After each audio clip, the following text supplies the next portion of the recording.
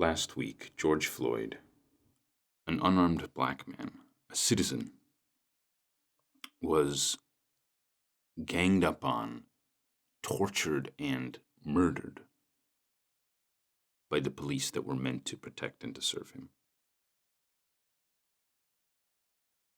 Words cannot adequately respond to this situation.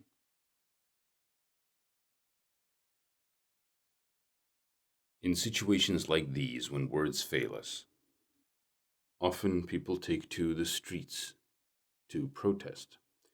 And that's what we have seen this week. Thousands upon thousands of people marching, demonstrating, protesting, sometimes violently, but the vast majority of the time peacefully, civically. It feels like a turning point. Let's hope it's a turning point. But that's actually not what I want to talk about today. What I feel compelled to talk about today is words. Words and their relationship to actions. All over social media in the last 2 weeks, I have seen posts admonishing us, exhorting us to speak.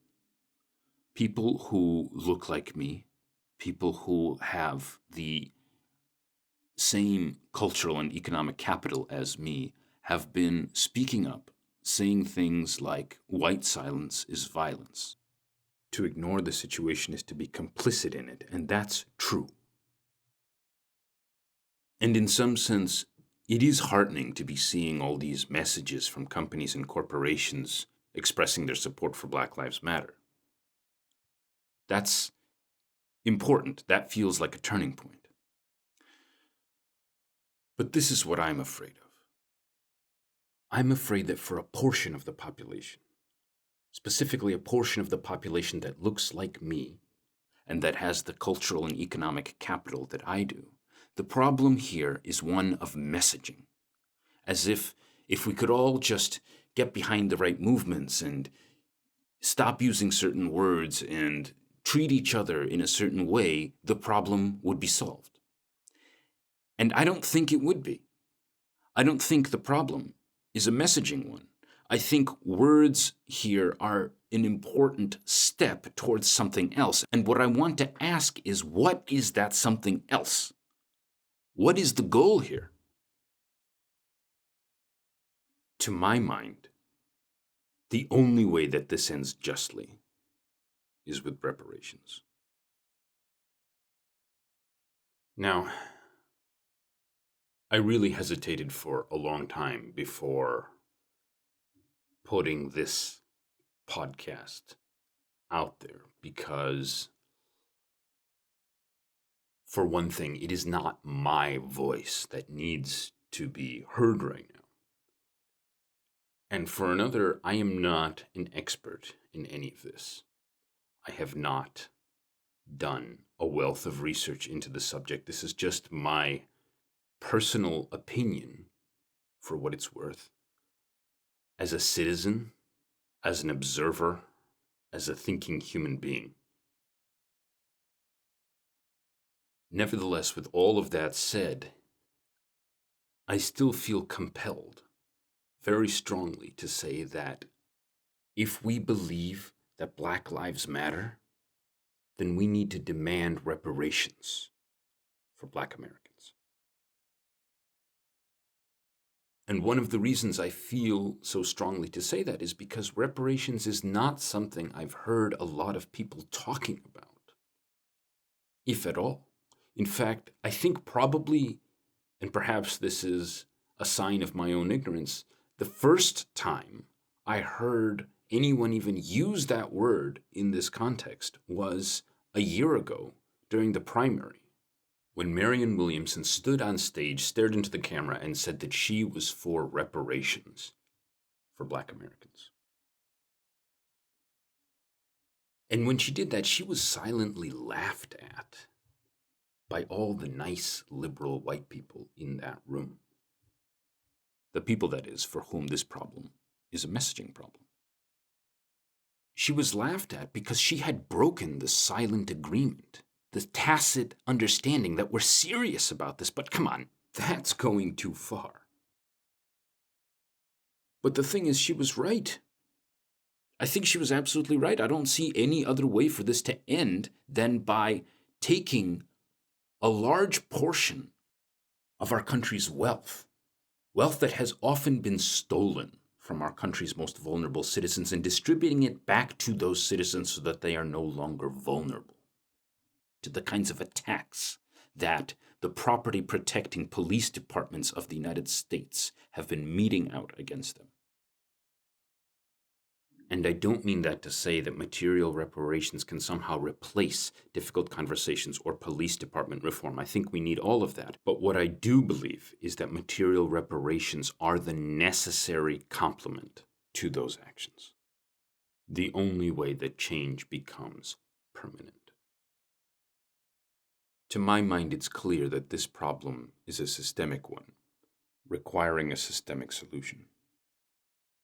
And what I wish this episode today could be is a deep dive into that systemic, nonverbal solution. But again, I am not an economist. That's not something I'm qualified to do. All I can do is offer my opinion for what it's worth and share just a few anecdotes from some things that I've read here and there that have kind of pushed me to this opinion. So that's what this episode is going to be. This is Capital A, Episode 9, Reparations.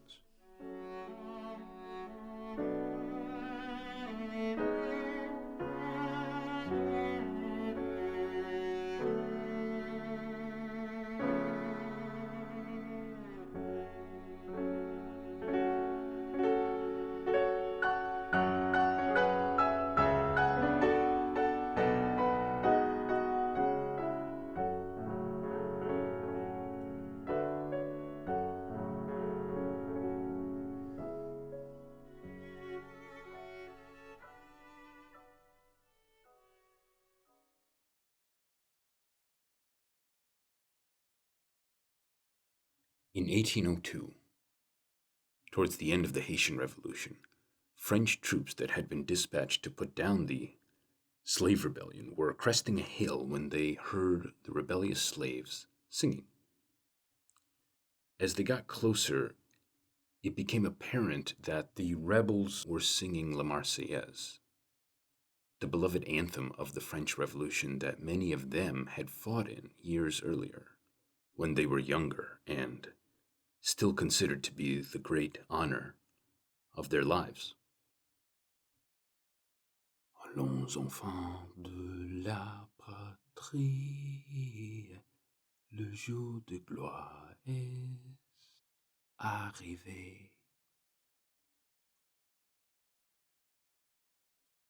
According to the journals of some of the officers present at the battle, a lot of the men started looking to each other and to their commanding officers, suddenly full of doubt. A fictionalized but well-researched account has one man turn to his commanding officer and say, "I sang that song across Italy and Austria and in the streets of Paris. Wherever we sang it, we came to free the people. Can you tell me, Major, what have we come here for?" In 1804, the Haitian rebels won and declared the independence of the new nation of Haiti, becoming the first successful slave rebellion in history and by some measures the last. But today, Haiti is the poorest country in the Western Hemisphere. How did that happen?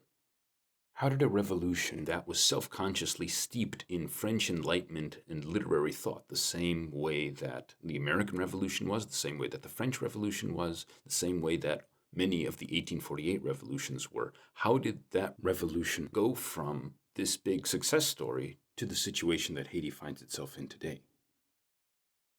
Well, of course, history is never that simple, so there are many explanations, but a really good one is that in 1825, 21 years after Haiti declared its independence, the French fleet, under the command of Charles X, created an embargo around the island and threatened to reinvade it unless a settlement could be reached in exchange for which France would finally recognize Haiti as an independent nation.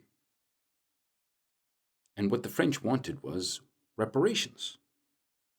But these were not, as you might think, reparations to the former slaves.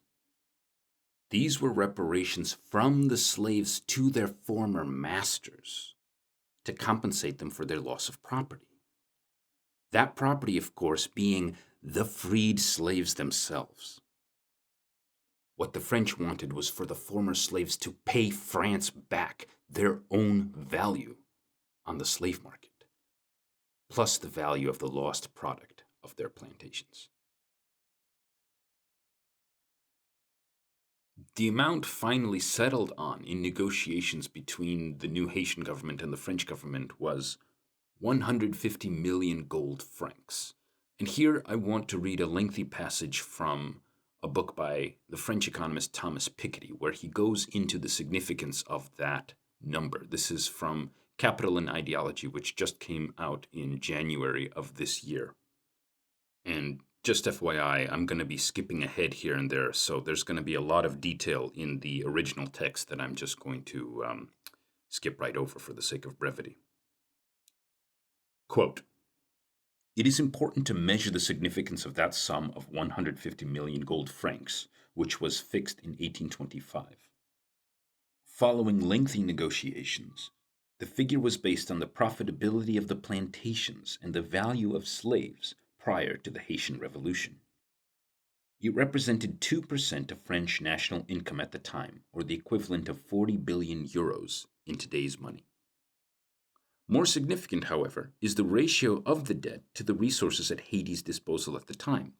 Recent research has shown that the sum of 150 million gold francs represented more than 300% of Haiti's national income in 1825. In other words, 3 years of production. It is crucial to recognize the magnitude of the sums involved. With refinancing at an annual interest of 5% typical for the time, this meant that Haiti was obliged to repay the equivalent of 15% of its national product every year indefinitely, simply to pay the interest on the debt without even beginning to pay down the principal. The 1825 debt was not definitively repaid and officially wiped from the books until the early 1950s. For more than a century, from 1825 to 1950, the price that France insisted Haiti pay for its freedom had one main consequence, namely that the island's economic and political development was subordinated to the question of the indemnity." End quote. Forcing former slaves to compensate their former slave masters is not something that just happened in Haiti. It happened all over the French and British empires. In the 19th century, no one ever thought that maybe it's the slave owners that should be compensating the slaves for centuries of unpaid labor. Compensation only ever goes one way, to the slave owners. And to this day, as far as I know, and maybe I don't have all the facts here, but as far as I know, no one has ever actually compensated former slaves for the centuries of unpaid labor, suffering, and stunted political and economic development that is the outcome of slavery. And this is where we are today. There's a lot of talk abstractly about a moral debt for the legacy of slavery. But there's almost no talk of the very real financial debt that the Western world owes to the descendants of its former slaves. One more quote from Piketty just to illustrate this point. Quote, "In 2004, when Haiti celebrated the bicentennial of its independence in a very different political context, the French president refused to attend the ceremony because it was feared, not without reason, that Haitian President Aristide would seize the opportunity to demand that France compensate Haiti for the odious debt that the small island republic had been obliged to repay for more than a century, a demand that the French government had no intention of entertaining on any grounds whatsoever.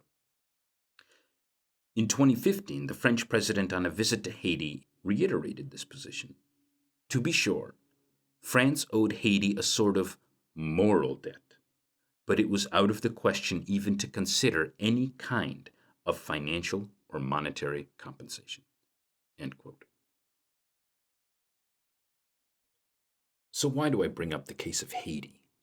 Obviously, in the American context, the freed slaves were not required to compensate their former slave owners for loss of property, the property that they themselves were. Nevertheless, I feel that the Haitian case is illuminating on several levels. For one thing, it illustrates perfectly this relationship between words and actions that has me a little bit troubled with the conversation in the United States today, or the lack of conversation in the United States today around reparations. It's very easy for the French president to say that France owes Haiti a moral debt, just like it's easy for us allies to say that we stand with Black Lives Matter. And this isn't to say that such words of support are necessarily useless. It took the French government, 150 years to even get to the point where they were willing to say that they owed Haiti a moral debt. It's like clearly there is a stake there. It's not just empty words. However, equally clearly, it is easier for the French government to make declarations of a moral debt than to back up those declarations with an actual financial reparation. I mean, in all honesty, why do we think it is that the French government is willing to speak of moral debts but not of financial debts?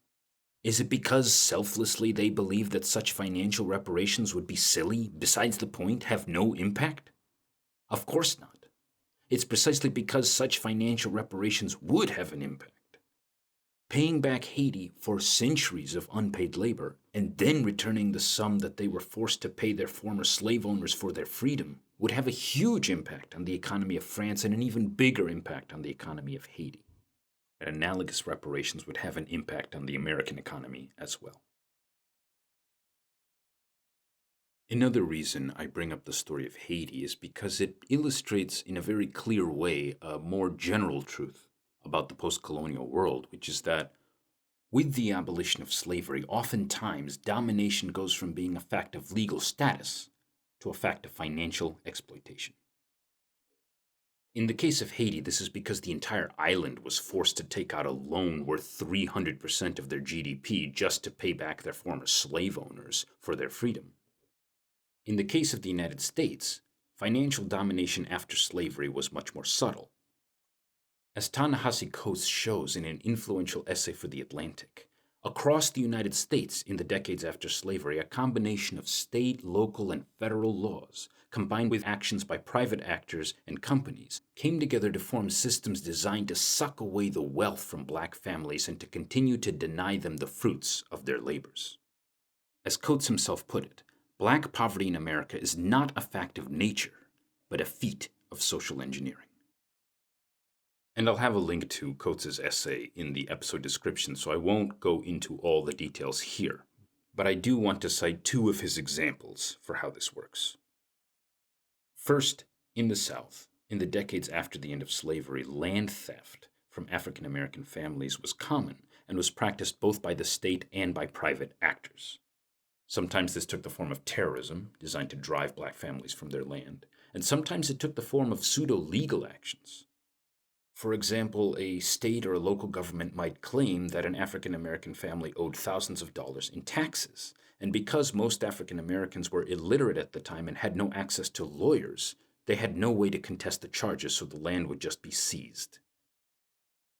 In the North, although land seizures, as far as I know, were uncommon, the policy known as redlining, which was a policy created at the federal level, actively and explicitly refused to insure the mortgages of Black families trying to buy their first homes. This had a number of consequences. First, it incentivized white flight because it devalued the properties of not only African American homes, but all the homes in the neighborhoods where Black families were moving in. Second, because black families were unable to insure their mortgages, this practice left them vulnerable to the predatory practices of lenders and speculators that would sell them homes on contract. What buying a home on contract meant was that the deed to the property remained with the seller until the very last payment was made. If the family missed so much as a single payment, the seller was within his or her rights to turn them out onto the street, seize their home, and keep all the payments that they had made to date. In other words, it was a legal loophole that not only kept many black families from ever owning their first home, it also took from them the money that they had saved up to do it. According to Coates, some speculators were able to resell the same home 4 or 5 times to 4 or 5 different families, keeping all the payments that all the previous occupants had made and reaping astonishing profits off of the aspirations of upwardly mobile black families. These are just 2 examples. There were many other ways that private actors and public policy colluded to continue to deny black families the fruits of their labors decades after slavery had ended. As a result, today the average household wealth of white families is 10 times higher than the average household wealth of African American families. 10 times. This is not an accident. It's not a fact of nature. It's the outcome of concerted efforts by both governments and private actors to continue to exploit African Americans more than a century after slavery had ended. When such horrific damage has been done, not only by the citizens of a country but also by its government against a specific population, in general, we have no problem accepting the idea that reparations need to be made. As Coates points out in his essay, we have made such reparations to the families of Japanese Americans interned during World War II, and Germany made reparations to the state and citizens of Israel to the tune of $7 billion of today's currency in the decades after the Holocaust. That German reparations money funded 2/3 of Israel's merchant fleet, 1/3 of its electrical grid, and half of its railways. Israel's GNP tripled during the 12 years that they were receiving reparations money from the German government. In fact, the Bank of Israel attributes 15% of this growth, along with 45,000 jobs, to investments made from that reparations money. What would the analogous investment in the African American context look like? What form would such payments take? Who would receive them? And how do you even begin to put a price tag on that much human suffering? Well, sadly, if you're a layman like me, it's frustratingly difficult to find any specific proposals for how reparations might happen in this country. For many years, former Representative John Conyers of Michigan introduced a bill at the beginning of every session of Congress known as H.R. 40, which would establish a commission to look into the questions of reparations and what that would mean if we wanted to take that step as a nation. Unfortunately, he was never able to get it passed. And as Ta-Nehisi Coates points out, if our concerns as a nation were logistical, the first thing we would want to do is establish a commission to study the question, but we don't even want to do that. Clearly, something deeper is going on. I was able to find one article in the New York Times, which is a kind of a Cliff Notes version of some of the logistical questions around reparations, and I'll have a link to that in the description for this episode, but it doesn't go into a whole lot of depth. In view of that lack of information, and in view of the fact that economics is pretty friggin' far from my field of expertise, I'll do my best to lay out some of the very broad issues around how reparations might work in this country. But again, broad strokes here. As far as I can tell, if we were going to look at reparations, one of the first questions we would have to answer is, what would the purpose of those reparations be? Would they be future-oriented or past-oriented? In other words, would we want them to be recompense for past injustices, or would we want them to be a tool to achieve a certain social outcome in the future? The answer to that question will impact pretty much every step of the process. If, as a nation, we have decided that the purpose of reparations is to pay back for past damages, then one of the first things we would have to do is figure out what those past damages were worth materially. There have been several attempts to do this. Some economists have tried to figure out how much slave labor would have been worth if compensated fairly. Others have tried to figure out how much damage public policy and private actions have caused the African American community in the decades since slavery. And still others have gone back to a broken promise at the end of the Civil War, when General Sherman promised that every freed slave family would receive 40 acres and a mule, a promise that the government never kept. Depending on which tack you take and what your assumptions are, the price tag varies widely, but as far as I can tell, most of them land somewhere between like $20,000 and $120,000-ish per person who is alive today and can demonstrate descent from slaves. Now, there are several disadvantages of this past-oriented approach. One is that it forces you to put a monetary value not only on things like lost wages, but also things like loss of life, broken families, and centuries of emotional trauma. Obviously, a very difficult thing for anyone to adjudicate. Another is that it only talks about the descendants of American slaves. This leaves out thousands of Caribbean Americans who trace their descent from Spanish, French, or British colonies, as well as later immigrants who perhaps don't have any descent from slaves at all, but who have suffered the same discrimination and the same unjust social systems as other Black Americans in the decades after slavery. If you take the second approach and say that what reparations are meant to do is not repay past damages but attain a particular social outcome in the future, then what you have to do is try to estimate the wealth gap between African American and white families and try to figure out what it would take to close that gap on average. One economist who has tried to do this was David Swinton, who estimated in 1983 that the value of the wealth gap attributable to racist policies is about $500 billion in 1983 dollars.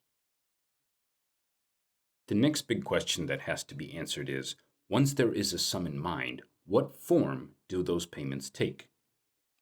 Now, it's obvious that the vast majority of that sum must go directly to African American families themselves, but there's a problem here. Somewhere, and I don't remember where, Thomas Piketty makes the argument that if you just hand out large sums of money to African American families and leave it at that, within a few short years, most of that money is going to end up in the hands of credit card companies, landowners, and all those systems that have been set up to suck money out of African American families in the first place. In order to prevent that from happening, you have to either give out some of that money in forms that creditors can't get at it, such as vouchers for college education, vouchers for home ownership, etc., or you have to dedicate part of the money to fixing the broken system that we have in this country, which preys on disadvantaged families. And again, I frustratingly have been unable to find this quote anywhere, but Piketty does go into some of these same issues in a completely different context, namely in his discussion of the Indian quota system.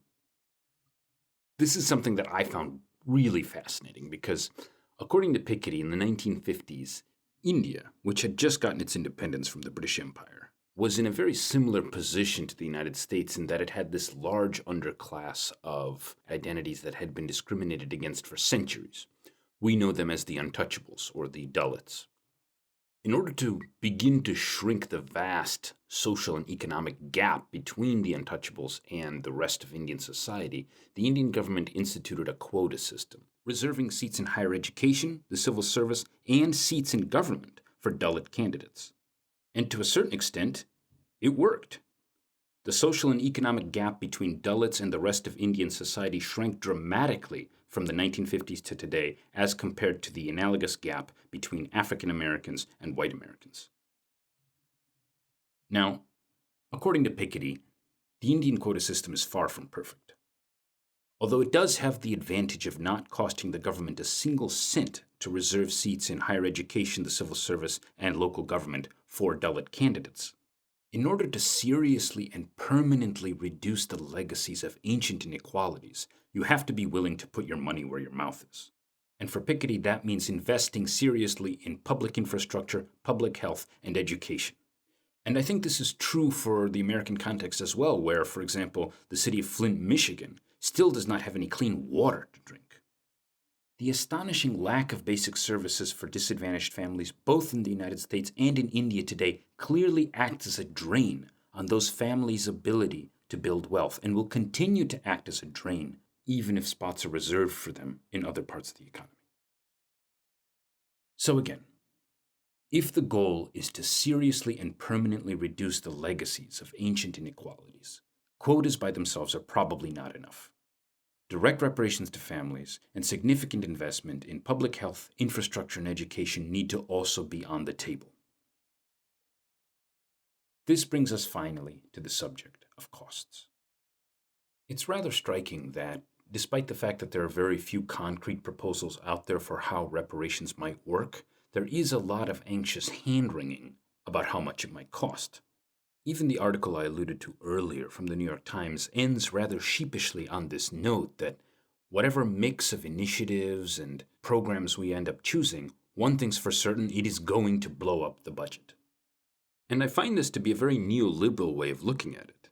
Only a neoliberal mind looks at a necessary expenditure, meditates on the cost, and concludes that, well, I guess we're going to have to blow up the budget. To be sure, costs themselves are not something that we have a whole lot of control over, but whether or not those costs blow up the budget is very much a political choice. Because governments, all governments, have the remedy right at their fingertips, and that remedy is called taxation. After World War II, the United States, Britain, France, Germany, and Japan all had massive, massive public debts. And the risk was that, rather like what happened to Haiti, paying off these debts was going to set back political and economic development for decades. So in order to prevent this from happening, these countries raised taxes to rates that it's difficult to even imagine seeing today. In the 1950s, the golden age of American capitalism, the top income tax rate was over 90% in the United States and England. It was over 75% in Germany and over 65% in France. Inheritance taxes on the largest estates were also raised to about 80% in the United States and England. And in Germany and Japan, governments levied a one-time or short-term tax on wealth that was over 90% of the assets owned by the wealthiest citizens in Japan. Can you imagine what would happen if you told Lindsey Graham or Chuck Grassley that Dwight D. Eisenhower's government levied a 90% income tax rate on its wealthiest citizens? I don't even know what would happen. I think their heads would explode. I don't think they know this. This part of our political and economic history has been completely, excised from common knowledge. And the point is, nothing bad happened. We're talking about the 1950s. This is the golden era of American capitalism. This is the age that saw the Japanese economy rebuilt, the German economy rebuilt, Europe getting back onto its feet. This was high times for capitalism in the West. So when Republicans or their Democratic allies say to us that would be nice, but we simply can't afford to pay for that, I think what we should hear is, I don't want to pay for that. It's nice, but it's not as important as the profits of my donors. It's a political choice. It's a political choice that hides behind this conversation that says, this is expensive. The only question is, do you think it's worth it or do you think it's not worth it? Because the implication there is that paying for this thing will cost you your economy. But the truth is that history, our own history under a Republican president in the 1950s says that it won't cost you your economy. The economy will be great. The economy would love it if you did this, because then all of that wealth will be put into the hands of people that will use it on things like cars and new homes and vacations and nights out at the movies, all those things that make the economy run. What it will cost you is not your economy. What it will cost you is your inequality. The people in the top few tax brackets would have to give up some of their privilege, some of the distance between themselves and the people at the bottom, in the form of higher taxes. And isn't getting rid of some of that distance the point of reparations in the first place? To bring this full circle, and maybe I have a dark view of this, but my concern is that not everyone out there who wants to end police brutality would be willing to give up their privilege to do so.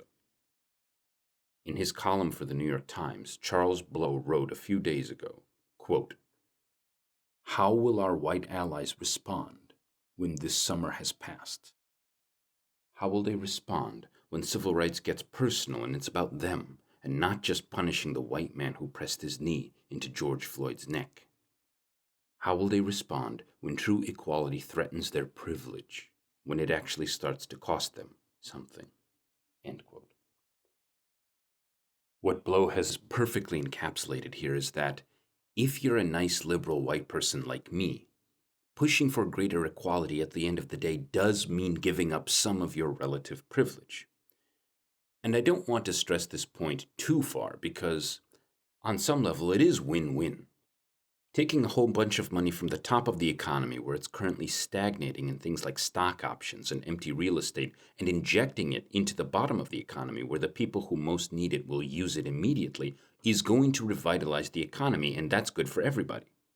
And investing in our infrastructure, in our public health, and in our education system is also good for everybody.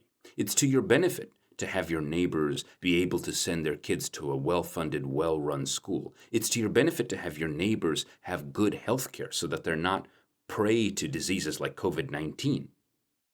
But on another level, those of us closer to the top will have to pay for that better world in the form of higher taxes, and that will reduce some of our privilege relative to the people at the bottom. That's the equation here. Equality for privilege. There's no getting around that because that's the whole point.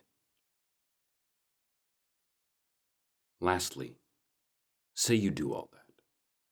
Say that you actually and materially reduce inequalities in this country. The question still presents itself.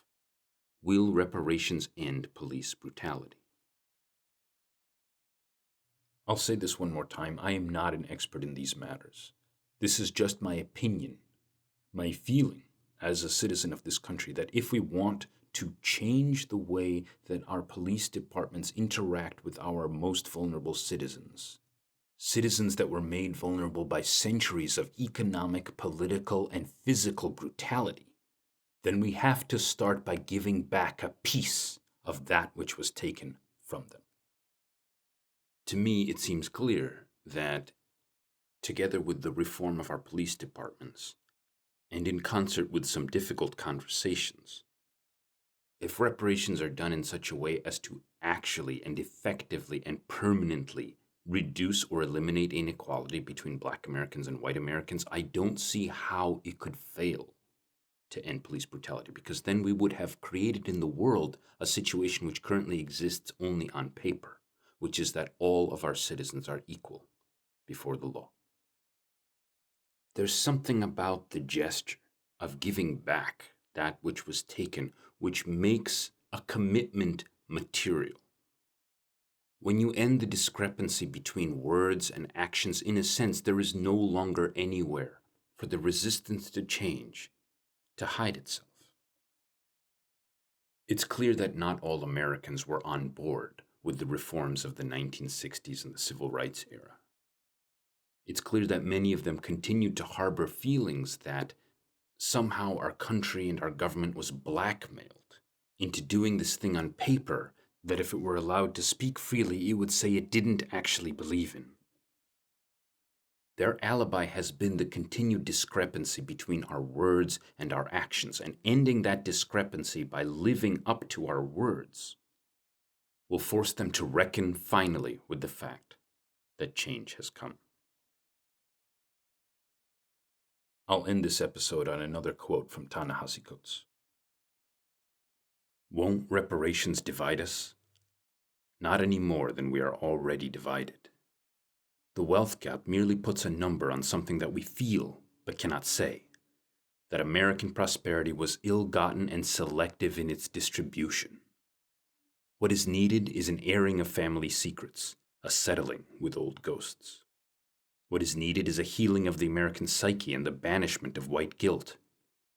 What I'm talking about is more than recompense for past injustices, more than a handout, a payoff, hush money, or a reluctant bribe. What I'm talking about is a national reckoning that would lead to spiritual renewal. Reparations would mean the end of scarfing hot dogs on the 4th of July while denying the facts of our heritage. Reparations would mean the end of yelling patriotism while waving a Confederate flag. Reparations would mean a revolution of the American consciousness. a reconciling of our self-image as the great democratizer with the facts of our history.